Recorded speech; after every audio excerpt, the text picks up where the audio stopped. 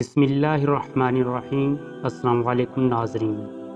حضرت عیسیٰ علیہ السلام کا گزر ایک گاؤں سے ہوا۔ گاؤں والوں نے حضرت عیسیٰ علیہ السلام سے کہا کہ ہمارے گاؤں میں ایک دھوبی رہتا ہے جو گاؤں والوں کے کپڑے چوری کرتا ہے، آپ دعا کریں کہ دھوبی مر جائے۔ حضرت عیسیٰ علیہ السلام نے اللہ تعالیٰ کی بارگاہ میں دعا کی کہ اے اللہ پاک، اس موذی کو ہلاک فرما۔ دھوبی کپڑے دھونے گیا تھا، راستے میں ایک فقیر سے ملا۔ فقیر نے دھوبی سے اللہ کے نام پر کچھ مانگا۔ دھوبی کے پاس 3 روٹیاں تھیں، اس نے فقیر کو 1 روٹی دی۔ فقیر نے دھوبی سے کہا، جس طرح تو لوگوں کے کپڑے صاف کرتا ہے، اسی طرح اللہ پاک آپ کے دل کو بھی پاک و صاف کر دے۔ دھوبی نے دوسری روٹی فقیر کو دے دی۔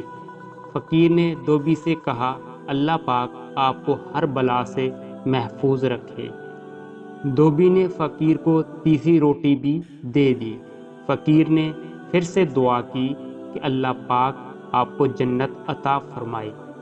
دھوبی جب کپڑے دھو کر شام کو واپس گاؤں آیا تو حضرت عیسیٰ علیہ السلام اور گاؤں والے حیران ہو گئے۔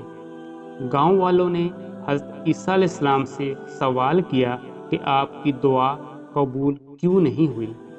حضرت عیسیٰ علیہ السلام نے دھوبی سے پوچھا، اے عزیز، آج کون سا عمل آپ نے کیا؟